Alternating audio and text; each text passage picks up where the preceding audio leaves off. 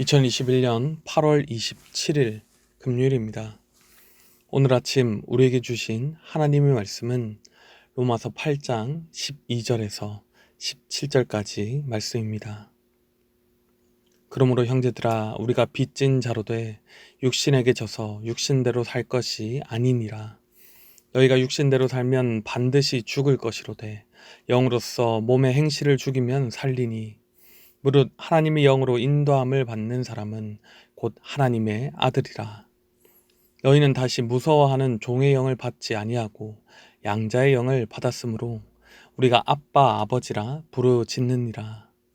성령이 친히 우리의 영과 더불어 우리가 하나님의 자녀인 것을 증언하시나니 자녀이면 또한 상속자 곧 하나님의 상속자요 그리스도와 함께한 상속자니 우리가 그와 함께 영광을 받기 위하여 고난도 함께 받아야 할 것이니라. 아멘. 바울은 앞서 생명의 성령의 법이 죄와 사망의 법에서 신자를 해방하였기 때문에 그리스도 예수 안에 있는 신자는 결코 정죄함이 없다고 합니다. 이제 신자는 이전의 육신을 따라서 행하였던 삶을 다 버리고 영을 따라 행하는 삶을 살게 된다는 것입니다.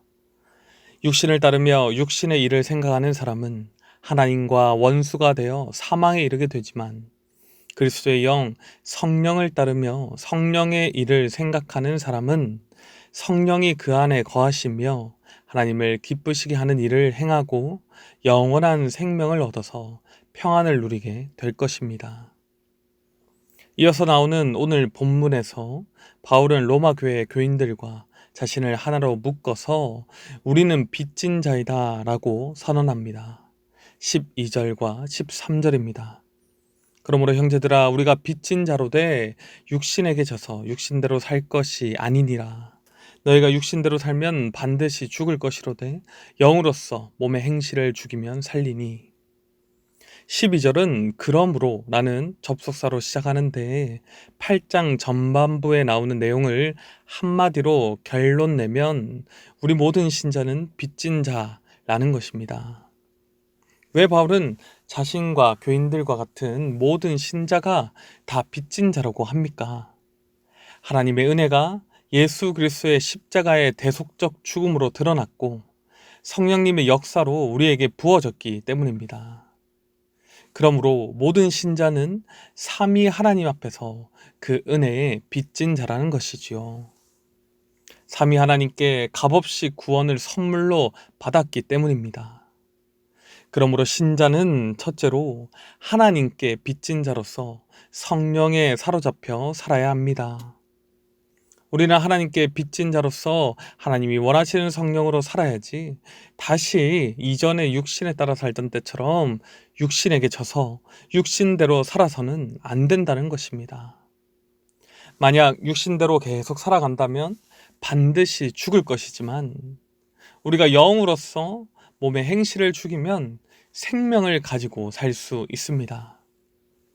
무엇으로 몸의 행실을 죽일 수 있다고 말씀합니까? 바로 하나님의 영, 성령께서 주도권을 가지시고 우리를 사로잡으신다면 우리의 육신의 행실을 죽일 수 있다는 것입니다. 성령은 우리 안에서 죄를 단호하게 거부하게 하고 이전에 즐기던 인생의 욕망을 다 사라지게 하며 죄인으로 하던 모든 행실에서 끊어지게 한다는 것입니다. 그러나 우리가 죄된 모든 행실을 정말로 다 끊어내기란 힘든 일이죠.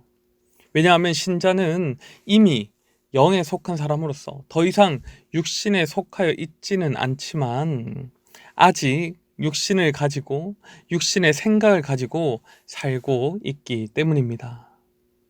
그러므로 신자는 자기의 힘으로 의로운 일을 할 수 있다는 교만함을 버리고 성령님께 완전히 사로잡혀서 그의 지배와 지시에 복종하며 우리에게 남은 육신적인 생활 방식을 하나씩 다 버리며 살아야 한다는 것입니다. 이렇게 신자는 성령님을 의지하고 협력하며 성화를 이루어 가는 것입니다. 사랑하는 성도 여러분, 우리가 하나님께 빚진 자임을 기억하시길 바랍니다. 빚진 자는 자신에게 빚을 내어준 사람, 그리고 그 빚을 반드시 생각하고 기억하며 살아가야 합니다. 나를 대신해서 빚 갚으신 그 놀라운 은혜를 묵상하면서 매일 살아간다는 것입니다.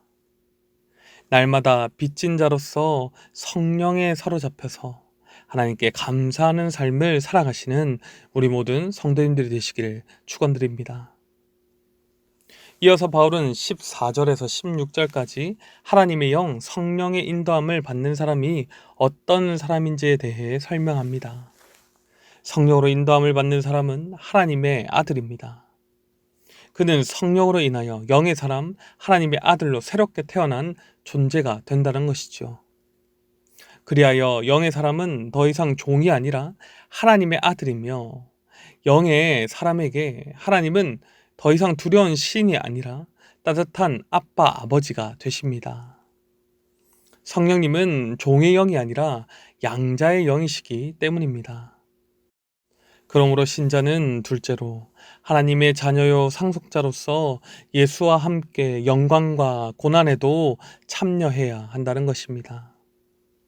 성령님은 양자의 영으로서 믿는 자들을 하나님의 외아들이신 예수 그리스도 안에서 그분의 신분에 참여하게 하십니다. 이렇게 우리의 신분이 하나님 아버지의 자녀라고 확신을 가지는 사람은 그 마음에 참된 평화를 누리게 되겠죠. 왜냐하면 전지전능하신 하나님께서 바로 우리의 아버지 되시기 때문입니다. 그분은 우리를 보호하시고 인도하실 것을 믿기 때문이죠. 우리는 예수 그리스도와 같이 하나님의 자녀로서 또한 하나님의 상속자입니다. 17절입니다. 자녀이면 또한 상속자, 곧 하나님의 상속자요 그리스도와 함께한 상속자니 우리가 그와 함께 영광을 받기 위하여 고난도 함께 받아야 할 것이니라. 상속자는 부모에게 상속을 받을 권한이 있는 사람입니다. 그러므로 우리는 하나님의 상속자로서 예수 그리스도와 같이 영광을 상속받게 될 것입니다. 그러나 상속자는 그 권한만 누리는 것이 아닙니다.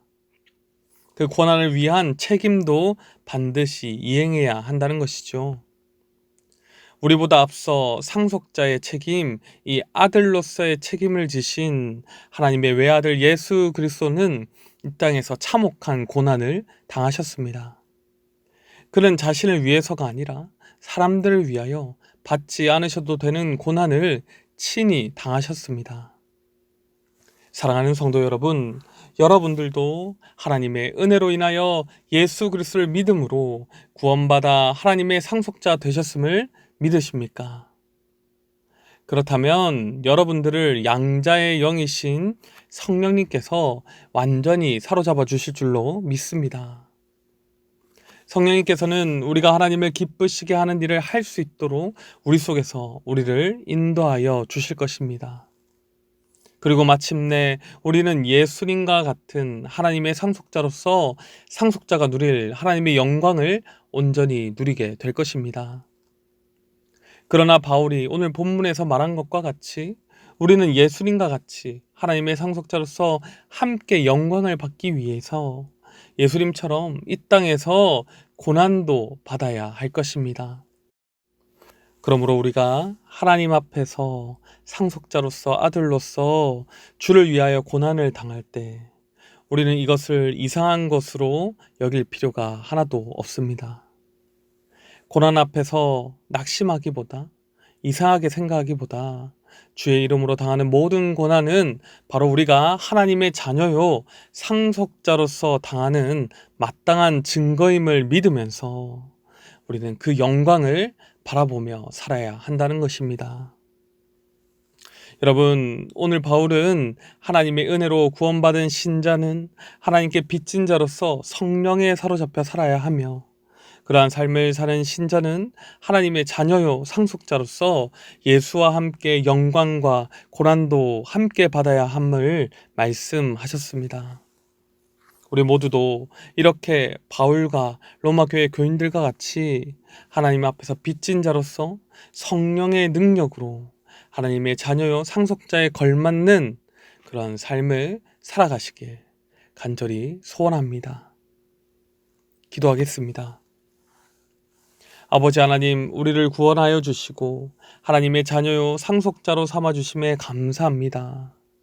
우리가 하나님의 은혜에 빚진 자임을 계속해서 기억하고 감사하며 살게 하시고, 빚진 자로서 그리스도의 영 성령에 사로잡혀 성령께서 주도하시는 인생 살게 하여 주시옵소서.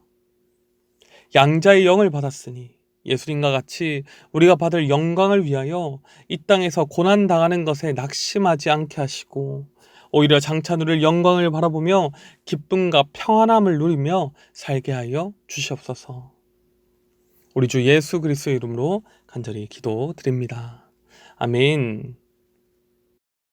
이 시간 다 같이 합심으로 기도하실 때 오늘 나눈 말씀을 붙들고 기도하시고, 주간 기도 제목을 따라서 모든 소그룹 모임을 위해서 함께 기도하겠습니다.